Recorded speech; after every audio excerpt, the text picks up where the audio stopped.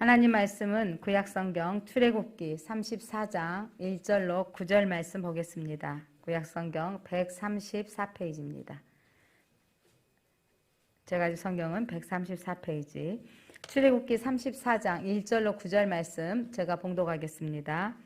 여호와께서 모세에게 이르시되 너는 돌판 둘을 처음 것과 같이 다듬어 만들라. 너가 깨뜨린 처음 판에 있던 말을 내가 그 판에 쓰리니 아침까지 준비하고 아침에 시내산에 올라와 산 꼭대기에서 내게 보이되 아무도 너와 함께 오르지 말며 온 산에 아무도 나타나지 못하게 하고 양과 소도 산 앞에서 먹지 못하게 하라. 모세가 돌판 둘을 처음 것과 같이 깎아 만들고 아침에 일찍 일어나 그 두 돌판을 손에 들고 여호와의 명령대로 시내산에 올라가니 여호와께서 구름 가운데 강림하사 그와 함께 거기 서서 여호와의 이름을 선포하실세. 여호와께서 그의 앞에서 지나시며 선포하시되 여호와라 여호와라 자비롭고 은혜롭고 노하기를 더디하고 인자와 진실이 많은 하나님이라. 인자를 천대까지 베풀며 악과 가실과 죄를 용서하리라. 그러나 벌을 면제하지는 아니하고 아버지의 악행을 자손 3, 4대까지 보응하리라. 모세가 급히 땅에 엎드려 경배하며 이르되 주여 내가 주께 은총을 입었거든 오나건대 주는 우리와 동행하옵소서. 이는 목이 뻣뻣한 백성이니이다. 우리의 악과 죄를 사하시고 우리를 주의 기업으로 삼으소서. 아멘. 빛이 있으라. 모세가 하나님 앞에 올라가서 첫 번째 십계명을 받아왔습니다. 그런데 그 받아오는 그 40일 기간 동안에 이스라엘 백성들은 시내산 밑에서 모세가 더디오는 걸로 인하여서 하나님을 만들자 하고 만든 게 금송아지를 만들고 그 앞에 제사를 지내고, 하나님께서 분명히 그들이 쉽게 이미 먼저 말씀하시고 돌판에서도 기록하러 올라갔던 때인데 그들이 아멘 우리는 말씀대로 살겠습니다라고 했던 백성들이 하나님 앞에 우상을 섬기지 않겠습니다라고 언약했던 그 백성이 순식간에 바뀐 거죠. 그러니까 여러분 기적을 봤다고 하나님을 제대로 믿는 건 아니더라고요. 홍해 돌파 그 정도 기적 봤으면 인생 끝나야 되는 거 아니겠어요? 여러분 쓴물 만났는데 단물로 변화되어진 거 봤으면 이제는 하나님만을 봐야 되지 않겠어요? 물이 없는데 반석을 쳤더니 물이 쏟아져서 모두가 갈증을 해결되어진 경험을 했다면 야 하나님 대단하시다라고 그분만 쫓아야 되지 않을까요? 한 번도 전쟁을 치르지 않았던 사람들이 전쟁 가운데 아말렉 전쟁 가운데 승리케 하신 하나님을 경험했다면 야 하나님 대단하시다라고 깨달아야 될 것 같지 않으세요? 그런데 이스라엘 백성만 순식간에 변한 게 아니라 우리들도 하나님 교회에 나와서 감동받고 감격받아서 야 하나님이 정말 내 편인 것 같다라고 했다가 어떤 풍랑이 오면 하나님이 계신다면 이럴 수 있을까라고 우리는 원망하고 불평의 자리로 참 많이 내려갑니다. 그리고 쉽게 하나님은 없다라고 해버린 경우가 왕왕 너무도 많습니다. 별반 다르지 않습니다. 그런데 오늘 본문을 통해서 하나님이 하나님의 계시, 당신의 이름을 알려주시는데 오늘 그렇게 알려주시는 가정 가운데 모세가 하나님께 중보기도 하죠. 하나님 앞에 올라가 기도하기를 하나님 함께 갈 자를 내게 가르쳐 주십시오. 지시하여 주십시오. 그리고 주의 목전에 은혜를 입었다면 이제 하나님께서 주의 길로 나를 인도하여 주옵소서.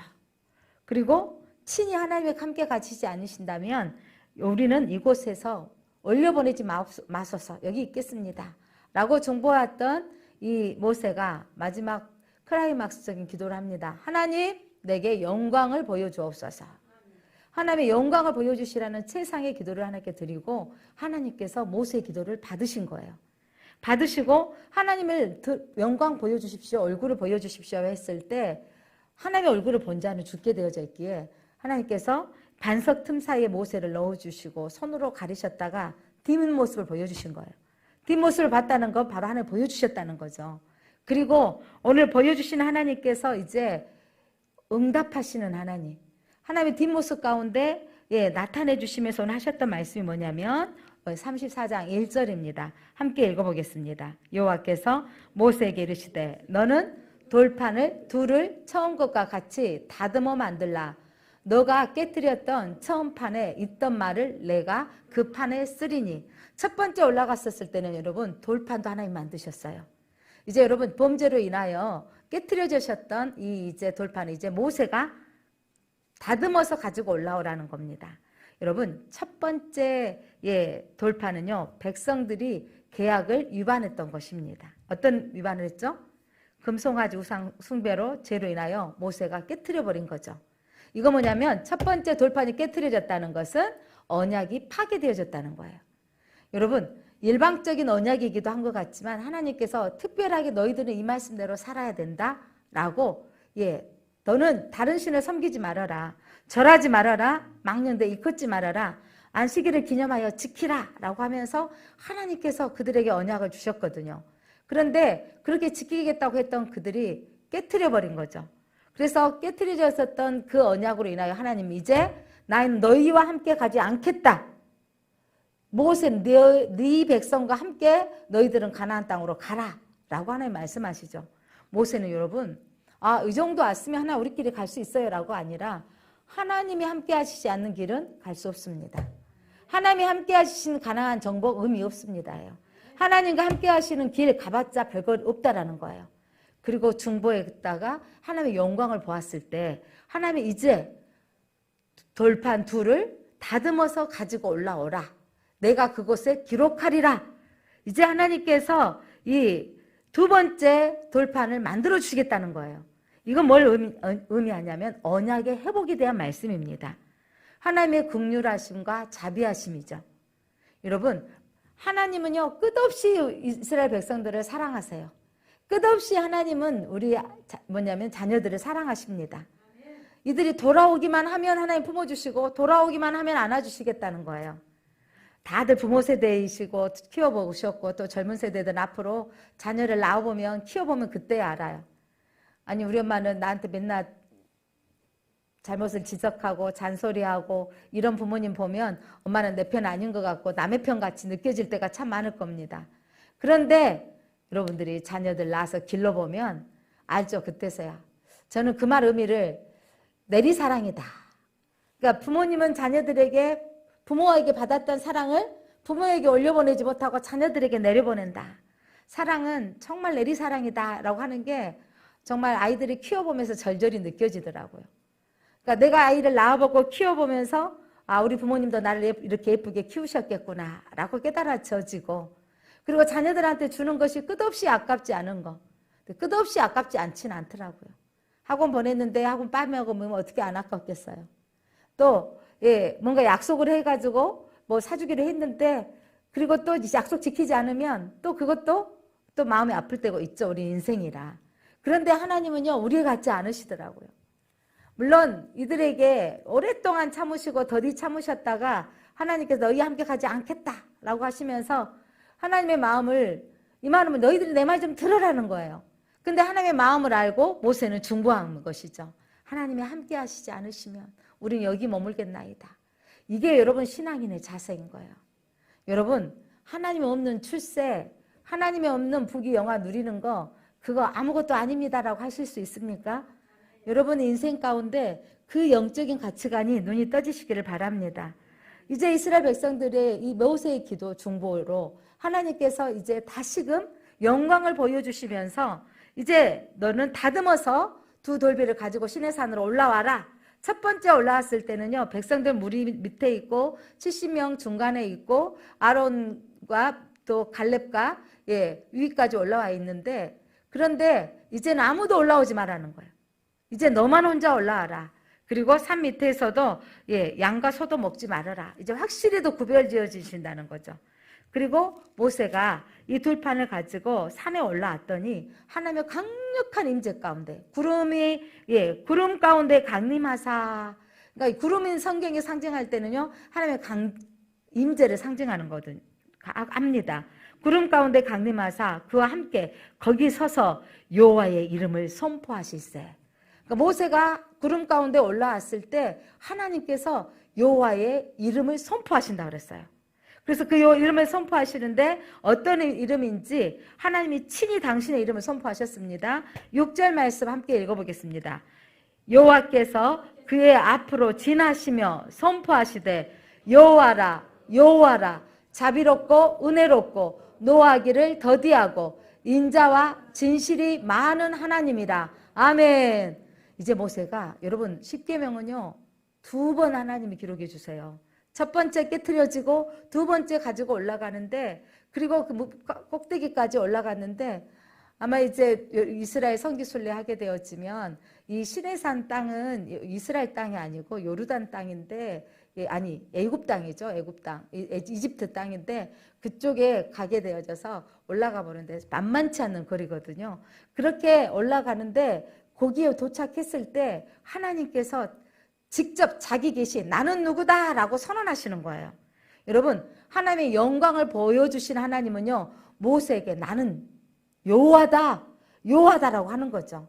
하나님께서 모세를 부르셨을 때 강약 가운데 도망자로 있을 때 너는 이제 내 백성 이스라엘 백성을 애굽에서 나오게 해서 저 가나안 땅에 들어가서 나를 예배하게 하도록 하라 라고 했을 때 하나님이 누구시간데 백성들이 하나님의 이름을 알려달라면 제가 뭐라고 하겠습니까?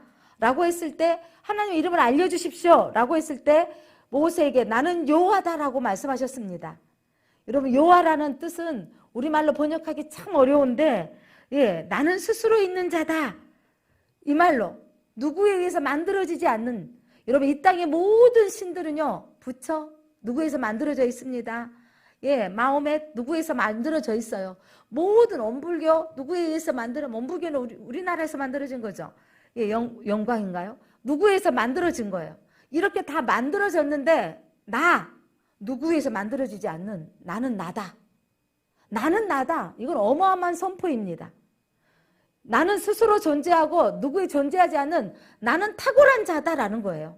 그 말씀 가운데는 나는 언약하고 성취하는 하나님이다. 나는 말을 한 것은 반드시 이루는 하나님이다라고 하신 말씀입니다. 자, 그러면서 오늘 하나님이 다시 한번 모세에게 나는 여호와라 여호와라 나는 나다. 나는 스스로 있는 자다 라고 하시면서 나의 이름을 말씀해 주시는 거예요. 나는 어떤 자다?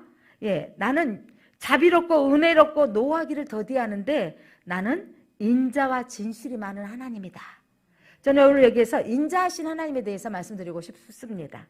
인자라는 말은 히브리어로 헤세드, 많이 들어보셨을 거예요. 사랑하다라는 뜻을 가지고 있습니다. 자, 여기서 이 헤세드는 인간에 대한 하나님의 호의, 하나님의 자비, 하나님의 끝없는 사랑을 말씀하고 있습니다. 아까 우리 인생들은요, 우리 엄마 아빠, 우리 인간들의 부모님의 사랑은 자녀 사랑도요 그렇게 사랑하지만 말 안 들으면 이뻤다 미웠다 한다고 다 그래요.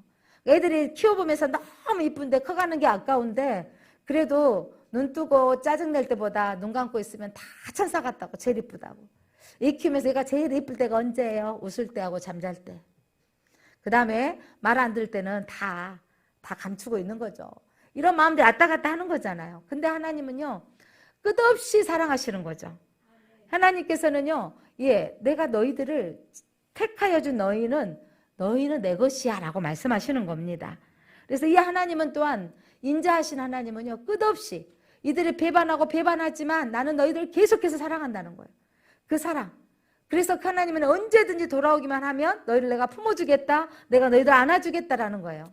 성경 이야기들을 많이 보면 하나님은요 너희를 버리겠다, 내쫓아버리겠다라고 하시지만 돌아오기만 하면 저 아방이라 할지라도 그가 잠시 하나님 앞에 도움의 손길을 구했더니 하나님이 도와주시더라고요. 여러분, 악한 왕이라 할지라도 도와주신 하나님을 보면서 하나님의 택하신 백성은 주께로 돌아오기만 하면 하나님은 끝없는 자비하신 사랑으로, 인자하신 사랑으로 우리를 품어주시는 거예요.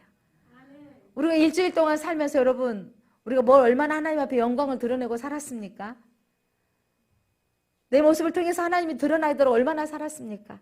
그런데도 오늘 하나님 주의 전에 왔습니다 라고 하면요 하나님 오늘 꼬박 우리에게 넘어가시는 거예요.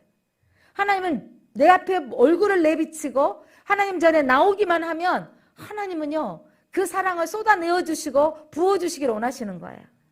그러니까 부모 사랑하고 할머니, 할아버지 사랑이 다른 게 뭐냐면 부모님들은 이뻤다 미웠다인데요. 할머니들은 물론 그렇지만 그냥 다 손지가 이쁜 거예요.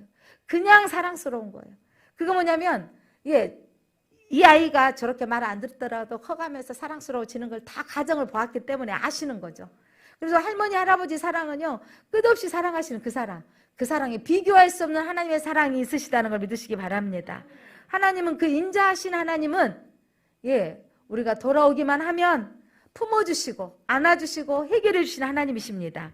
그리고 그 하나님은 진실하신 하나님이십니다. 하나님이 진실하다는 말은 속임이 없고 거짓이 없으신 하나님이라는 거예요. 하나님은 약속하시고 변개치 아니하신 하나님이죠. 근데 우리 애들이 가끔 그러죠. 엄마는 약속해놓고 안 들어줘. 그럴 때가 우리가 얼마나 많아요.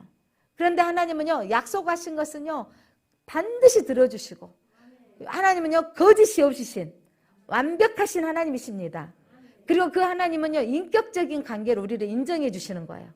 하나님은요 우리를 품어주시고 안아주시기를, 그래서 우리를 한 사람 한 사람을 인격적으로 대해 주시는 거예요. 사랑스러울 때만 사랑해 주는 게 아니라 우리가 하나님 앞에 예, 온전히 하나님의 영광 돌리지 못한다 할지라도 나는 너를 사랑한다고 하시는 겁니다. 그래서 우리는 그 하나님이 우리 인격적으로 대함을 받는 사람은 다른 사람을 또 인격적으로 대할 수 있어야 됩니다. 이게 뭐냐면 사랑 많이 받고 자란 사람은 다른 사람을 사랑할 줄 안다라고 하잖아요.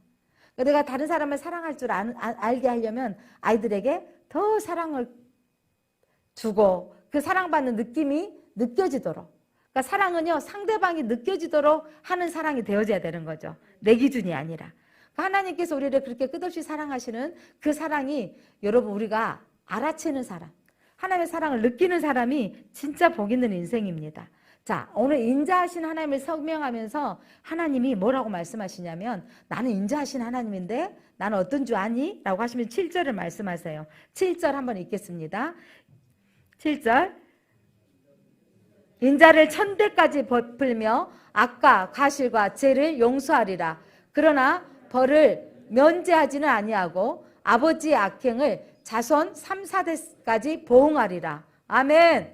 인자를 몇 대까지? 1000대까지. 1000이라는 수는요 영원이라는 수예요. 구약에서 이 성경에 나와 있는 1000이라는 수는요 아주 많은 세월, 많다라는 것을 의미합니다. 그러니까 그래서 1000대까지는 아니면 영원까지 끝까지 하나님께서 예, 인자를 베푸시겠다고요. 하나님의 택하신 사람은 우리 영원한 생명까지 책임져 주시겠다는 거예요. 그런데 악과 가실과 죄를 그래서 용서해 주시는데, 그러나 벌을 면제하지 아니하고 아버지의 악행을 자손 3, 4대까지 보응하리라. 자, 이 말을 들으면 우리는 이게 조상의 저주를 끊어라 이러면서 한국교회가 이슈가 되어졌던 때가 있어요. 우리가 온 한국이 우리가 제사 드렸던 문화 때문에 이런 뭐냐면 우리가 이런 생활을 살고 있느냐라고 하면서 이슈가 되어져 있는데, 이제 또 세월이 신학적인 논쟁으로 우리 그 조상의 저주는 우리에게 흘러간다. 오늘 3, 4대 성까지 보응하리라, 이거는 조상의 저주가 흘러간다라는 것으로 해석하면 안 된다라고 지금은 신학은 예, 결론 짓고 지금은 이야기하고 있습니다. 왜냐하면 여호와를 경외하면 하나님이 복의 근원이 되게 하신다 그러셨잖아요. 그래서 여러분 아버지의 악이 이 오늘 악행이 자손 3, 4대까지 보응한다. 이 말은 무슨 말이냐면 죄의 영향력이 있으니 너희는 죄를 짓지 않도록 하라 이 말이에요. 무슨 영향력이 있냐면 이런 영향력이 분명히 있더라고요. 아버지가 술 중독이거나 무슨 중독에 빠져 있으면 자녀들이 많은 상처를 받아서 나는 절대 술 먹지 않아야 되겠다 해가지고 술은 안 먹는 경우도 있지만 대체적으로 먹는 확률이 많아진다라는 거죠. 통계학적으로. 그리고 혈기 내고 물건 던지고 막 싸우는 부모님을 봤던 자녀들은 무슨 일이 있으면 자연스럽게 혈기가 나고 싸우고 물건 던지게 된다라는 거예요. 그렇기 때문에 그 악행의 모습들이 흘러가기 때문에 그 죄들을 영향력이 있기 때문에 너희들은 끊어야 된다라고 말씀하시는 거예요. 근데 내가 지금 하나님 믿었는데 믿고 있는데 내 안에 그 혈기와 분노의 조절이 다 쉽게 단번에 되는 건 아니더라고요. 죄는 단번에 용서됐습니다. 하나님과 우리 사이의 죄악이 예수 십자가의 보혈로 씻어주신 걸 믿으십니까? 예, 죄는 단번에 믿음으로 용서받는데 나의 그 혈기 내어지는 부분들, 나의 게으름들, 나의 어떤 습관들, 못된 습관들이 쉽게 끊어지지 않는다는 걸 여러분들이 경험할 것입니다. 자, 그거는 우리에게 끝없이 우리 하나님 앞에 우리 내 자신을 드러내어놓고 하나님 나를 만져주시고 하나님께서 다듬어 달라고 우리는 기도해야 됩니다. 그래서 우리의 죄의 영향력이 자녀들에게 흘러간다는 거예요. 그래서 우리가 이것들을 끊어버리도록 해야 되는 거죠. 쉽게 짜증내고 쉽게 우리가 신경질 내는 거, 이런 부분들이 왜 있는지 나를 한번 점검해 봐야 된다는 거예요. 그러니까 아이들을 양육하는데 아이가 짜증내고 이렇게 하더라도 어떤 엄마들은요, 어이구 우리 아이 짜증났어? 아이고 무슨 뭐가 힘들어? 엄마가 어떻게 도와줄까? 이런 부모가 있는가 하면 너 왜 또 짜증내? 왜 그래? 라고 지적하는 부모가 있더라고요. 그러니까 제가 두 번째 부모에 속해요. 그러니까 내가 왜 저렇게 자꾸 짜증내고 못 받아주는가, 이 부분. 그러니까 아이가 울고 짜증나는 이유를 알려고 한 게 아니라 너 그만해, 스톱해, 이렇게 내가 차단하고 멈추게 했던 거예요. 힘으로, 엄마라는 힘으로. 그런데 나중에서야 깨달은 거예요. 이 뭐냐면 상담을 공부하고 나중에 하는데 뭐냐면 내 짜증이 해결되지 않았다라는 거예요. 뭐냐면 제 동생들이 태어나고 나는 더 젖을 먹고 싶고 더 엄마 옆에 붙어있고 싶었던 것 같은데 동생들이 또 태어나고 하니까 너는 언니니까 저리 가. 늘 기억되는 말이죠. 좀 가라. 귀찮아 죽겠다. 이런 말이 나한테 늘 되뇌어 있고 나의 짜증이 해결되지 않았기 때문에 우리 아이들이 짜증내면 내가 그걸 수용할 수 없었던 저희가 있었던 거예요. 그래서 제가 그 상담쌤을 통해서 제가 들으면서 엄청 울었어요. 내가 왜 우리 아이를 수용하지 못하는가? 내 짜증이 받아들이지 않았기 때문에 우리 아이가 짜증내면 나의 짜증이 해결이 안 됐기 때문에 받아들일 능력이 없었던 거예요. 그래서 그렇게 내가 또 스톱, 왜냐면 강압으로 스톱해, 너 울지 마, 짜증내지 마, 이렇게 했던 것 같습니다. 오늘 이 말씀을 우리가 저렇게 보면 그리고 나서 나중에서 깨달은 거죠. 아, 또 마찬가지겠죠. 우리 부모 세대도 또 그 할머니 세대에 또한 그런 부분도 있었다라는 거죠. 그렇다면 내가 또 이렇게 짜증을 받아들이지 못했던 우리 자녀가 또 그 자녀의 짜증을 받아들일 수 없겠다는 생각을 하니까 가슴이 뜨끔해지는 거예요. 아이가 짜증이 나고 힘들었을 때 받아줄 수 있는 부모 세대가 된다는 건 내 짜증의 문제가 해결되어져야 된다는 거예요. 그리고 제가 이제 큰딸이고 제가 막둥이 아들하고 결혼해서 살지 않습니까?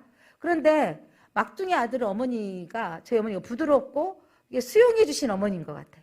그러니까 제가 채집사님한테 짜증을 내고 하지만 그런데 웬만하면 그렇게 저하고 똑같이 짜증을 안 내는 거예요. 받아주고 수용해 주는데 제가 점점 나를 수용해 주는 사람하고 살게 되어져서 제가 이제는 누가 나한테 짜증을 내고 힘들어도 이걸 내가 받아주는 나로 바꿔줘 가고 있는 걸 제가 보게 됐습니다. 사랑하는 성도 여러분, 그러니까 내가 나의 짜증을 받아줄 수 있는 사람을 만나는 건 참 복이더라고요.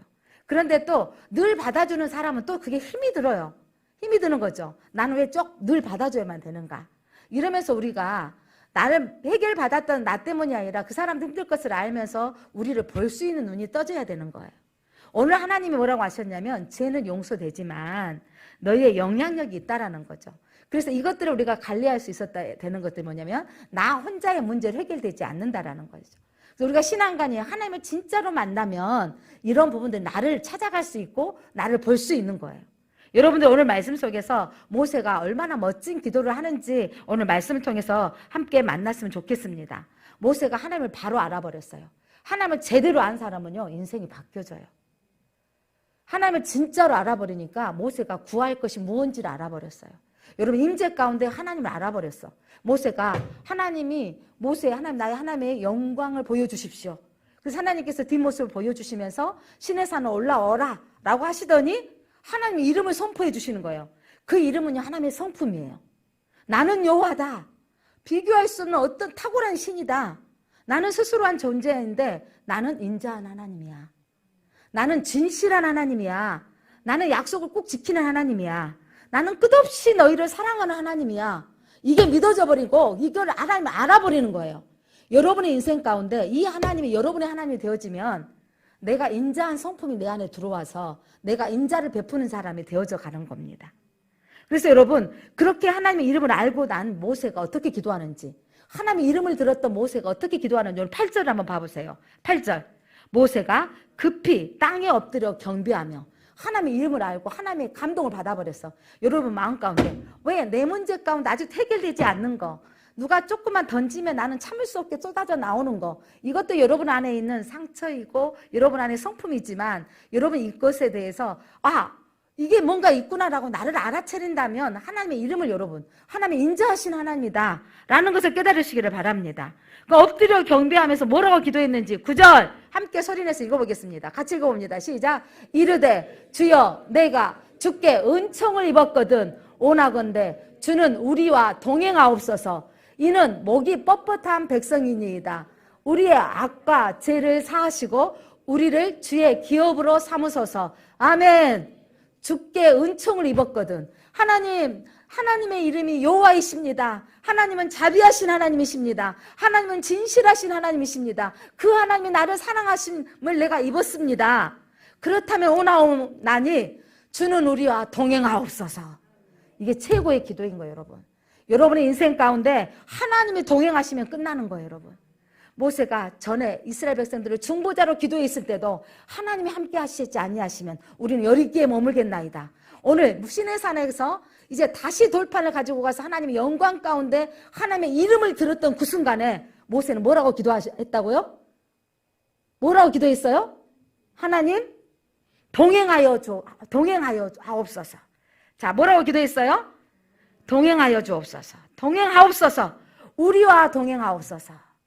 하나 내 입술로 한번 선언하겠습니다. 나와 동행하옵소서. 우리와 동행하옵소서. 다시 말씀드리지만 여러분 하나님 없이 성공하는 거 의미 없습니다. 다시 말씀드리지만 하나님이 없는 부요한 자 여러분 의미 없습니다. 많은 사람들 그렇죠. 아이고 하나님이고 뭐고 교회 다녀도 그렇다. 돈벼락이나 좀 맞았으면 좋겠다. 이런 분 많이 있어요. 돈이나 좀 마음껏 써봤으면 좋겠다라고 하는데 우리 한국이 지금 난리가 났던 오징어 게임 그 넷플릭스 프로에 나와 있는 하도 인기가 있어서 제가 한번 봤거든요. 마지막 그 주인공 할아버지, 주인공 따로 있지만 그 주인공에 가까운 할아버지가 엄청난 부자인데 그 게임에 자기가 들어가 있는 거예요. 그러면서 그 죽음 직전에 주인공한테 하는 말이 있어요. 부자와 가난한 사람이 똑같은 게 있는데 뭔지 알아? 둘 다 재미없는 거야. 돈이 아무리 많아도 인생이 재미없어. 가난한 사람은 가난해서 재미없잖아. 여러분, 저도 언젠가 그런 말 한번 들어봤어요. 갑자기 그 조상들로 받았던 땅이 아파트 단지가 돼가지고 수만 평이 돈이 들어와서 큰아들 애제차, 둘째 아들 애제차, 셋째 딸 애제차 사주고 돈을 1억씩 현찰로 가지고 오늘 마음껏 써봐라 그랬대요. 그런데 여러분 현찰로 1억을 쓰는데 차 빼고 이렇게 백화점에 가서 아무리 써도 1억 현찰로 1억 못 쓴다네요. 써도 그게 엄청 피곤한 일이래요. 재미없다 그러더라고요. 처음엔 신났는데 몇 날 못 돼서. 여러분 가끔 네이버에 보면 외국에서 복권 당첨되어져 가지고 20년 후의 모습 대부분이 이전보다 못한 삶이 되어졌다. 그러니까 복권을 당첨했던 이전 삶이 차라리 나았다는 거죠. 대부분이 평범한 노동자였고 평범한 사람이었는데 그렇게 살다가 돈 떨어지고 다 엄청 폐인이 되어 있는 모습들을 왕왕 올려놓더라고요.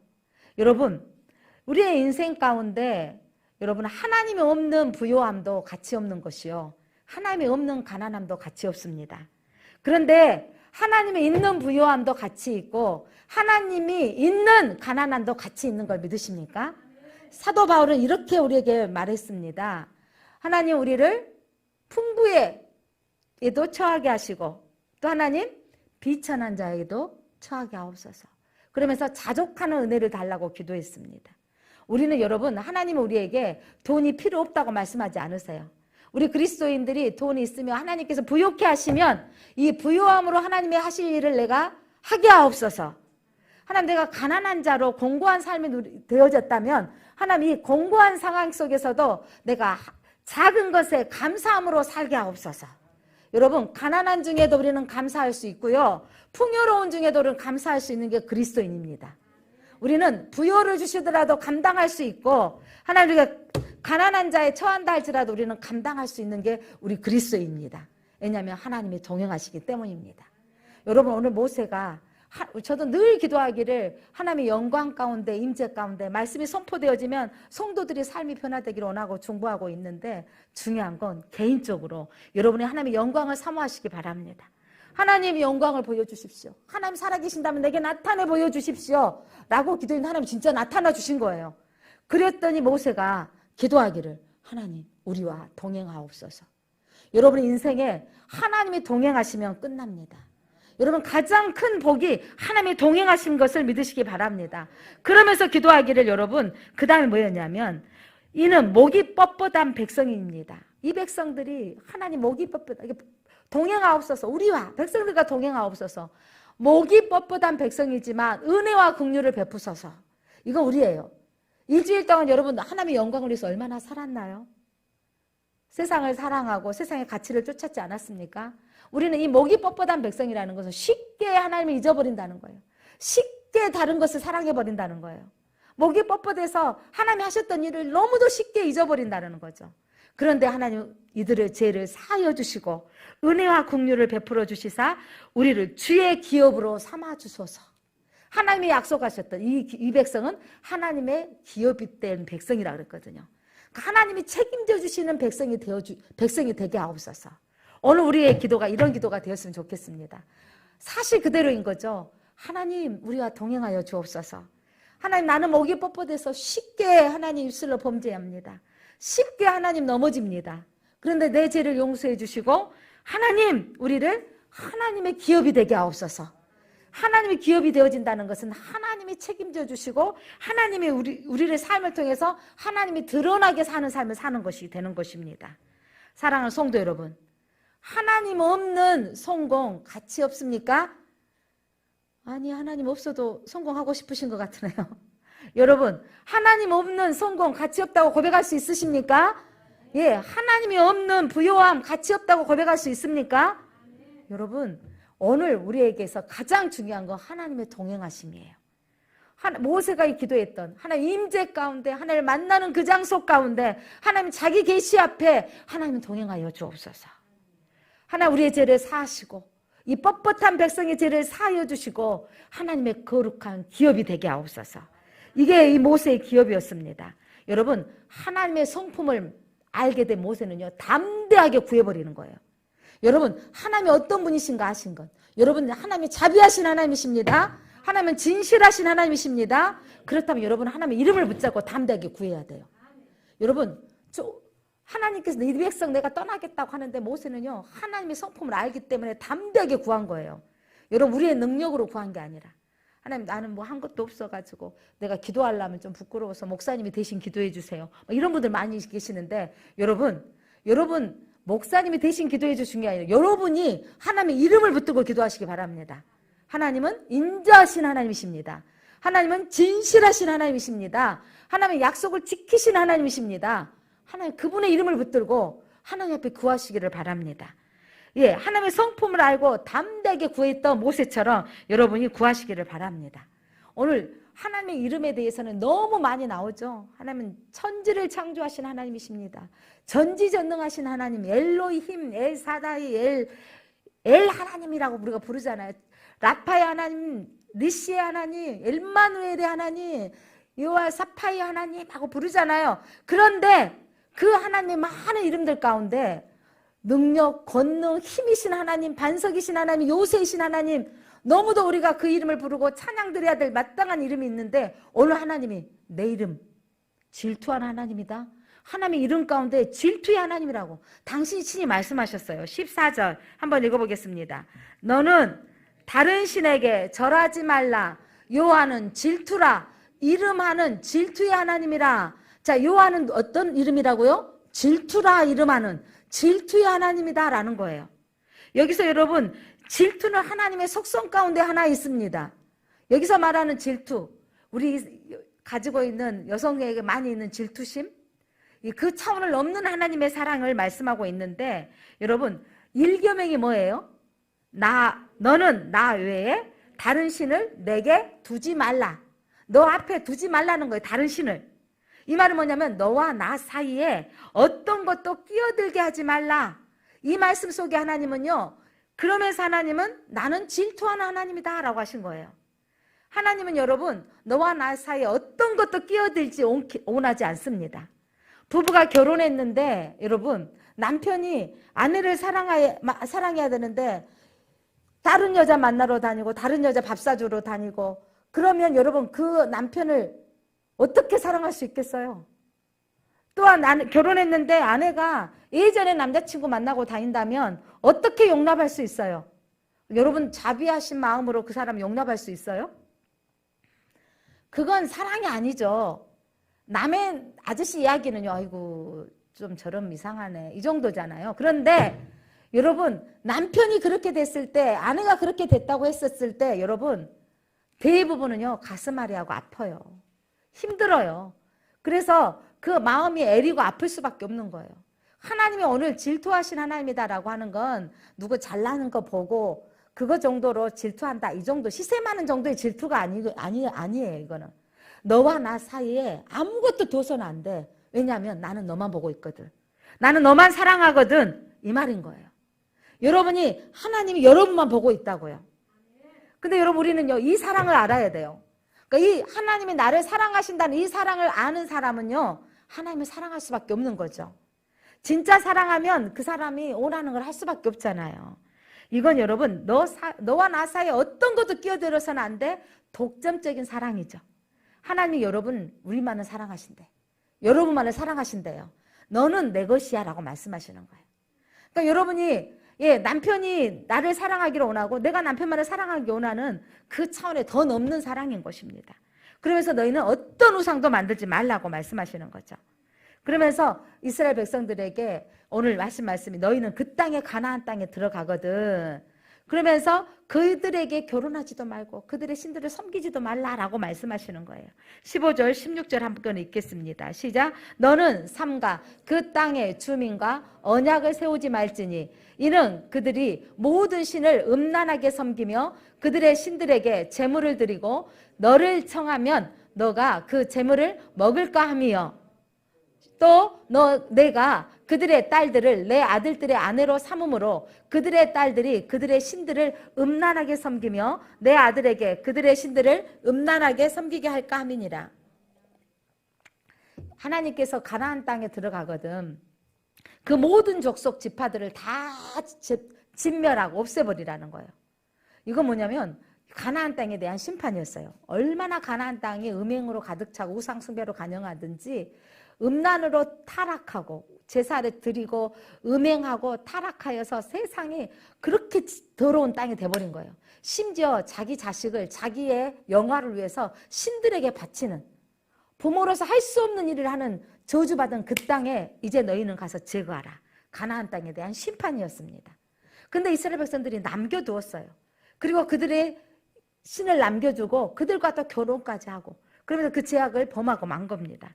그러니까 하나님께서 오래 참으셨다가 다윗왕을 세우시고 오래 참으셨다가 남유다를 멸망시키셔서 얼마나 오랫동안 참으셨다가 포로로 끌려가게 하셨지만 다시 되돌아오게 하신 하나님이 바로 헷세드의 하나님이십니다. 신약성경에 두 아들 탕자가 나갔는데 아버지가 자기 재산 다 가지고 탕진하고 돌아오는 그 아들을 문 밖에서 서 계시는 아버지의 사랑이 바로 헷세드의 하나님이신 거죠. 여러분이 하나님 앞에 돌아오기만 하면 하나님이 여러분을 받아주시는 거예요. 여러분이 하나님 앞에 돌아와서 그 사랑을 깨달으시길 바랍니다. 이거죠. 엄마도 내 마음을 다 알지 못하고 아버지도 내 마음 다 알지 못하는데 여러분은 하나님이 여러분의 마음을 아신다는 거예요. 그 사랑을 깨달으시기를 바랍니다. 예. 그래서 오늘 모세가요, 멋진 건 하나님의 영광을 보았습니다. 보았고 하나님의 음성을 들어서 너는 두 돌판을 다듬어서 올라오라 라고 했을 때 하나님의 강력한 임재 가운데 모세는 하나님 앞에 흡족한 자였어요. 하나님이 친히 당신의 이름을 알려주셨다고요. 나는 여호와라 한 번도 아니고 또 한 번 여호와라. 나는 인애와 자비가 은혜롭고 노하기를 더디하며 인자와 진실이 많은 자다라고 선언하셨습니다. 나는 질투하는 여호와다. 너와 사이에 아무것도 끼어들지 못하도록 나는 너만 사랑한다 라는 그 하나님의 사랑. 여러분 진짜 영광을 본다는 게 뭔지 아세요? 영광을 본다는 것은 꿈의 한 상을 보았다. 이 정도 차원이 넘는 거예요. 진짜 하나님을 알아야 돼요. 그러니까 뭐냐면 하나님의 속성을 알아야 된다는 거죠. 오늘 말씀에 비춰보면 하나님이 언약을 맺으신 여호와라는 것을 깨닫는 거예요. 하나님의 나를 하나님의 자녀로 삼아주시고 하나님의 기업이 되게 하셨다라는 것을 깨닫는 거죠. 끝없이 사랑하신다는 것을 깨달으시기를 바랍니다. 그리고 하나님께서 질투하시기까지 나를 사랑하신다는 것을 깨닫는 것입니다. 그러니까 여러분이 그 사랑을 깨달으면 그분을 어찌 예배하지 않을 수가 있어요? 그 누구도 보다도 하나님 나를 사랑하시는데 그 하나님이 원하시는 게 뭐냐면 예배인데 그 하나님 앞에 우리는 그 사랑을 깨닫는 것이 진짜로 하나님의 영광을 본다는 것입니다. 그래서 여러분 하나님의 영광을 본 사람은 어떻게 해야 될까요? 예, 그 영광을 본 사람은요 이 하나님이 기뻐하는 일을 할 수밖에 없는 거죠. 사랑하는 성도 여러분, 오늘 모세가 하나님의 영광을 보고 하나님의 이름을 알게 되고 성품을 알게 되어져서 하나님의 인자하신 하나님, 진실하신 하나님, 질투하신 하나님을 깨닫고 나서 하나님 앞에 구하는 기도의 첫 제목이 뭐였다고요? 우리와 동행하옵소서, 우리의 죄를 사하여 주옵소서, 우리를 하나님의 기업이 되게 하옵소서. 여러분의 기도가 여러분 가장 구하는 것은 여러분 어떤 상황에도 하나님 우리와 동행하옵소서. 하나님 나는 목이 뻣뻣하여서 늘 하나님을 잊어버릴 때가 많은데 우리의 죄를 사하여 주옵소서. 하나님의 기업이 되게 하옵소서. 하나님이 나를 통해서 드러나게 하옵소서. 여러분 진짜 한 주간 그렇게 아무렇게나 살고 못 살았다 할지라도 오늘 교회에 왔다면 오늘 우리 하나님 우리를 받아주시는 거예요. 하나님 날마다 하나님 우리를 기다리고 계시는 거예요. 여러분 그 사랑을 깨달으시기를 바랍니다. 기도합니다. 하나님 감사합니다. 우리의 삶을 통하여 하나님의 성품이신 인자와 진실함이 드러나기를 원합니다. 우리의 뻣뻣함으로 우리는 늘 세상을 사랑하고 돈을 사랑하며 하나님보다도 세상의 가치를 쫓을 때가 많습니다. 우리의 죄를 사하여 주시고 하나님 우리가 하나님의 기업이 되게 하여 주옵소서. 질투하기까지 사랑하시는 그 하나님의 사랑을 받은 자로서 하나님 우리의 이웃을, 우리의 가족을, 우리의 자녀를, 우리의 남편을, 우리의 아내를, 우리의 부모님을 사랑하며 살게 하여 주옵소서. 예수님의 이름으로 기도드립니다. 아멘.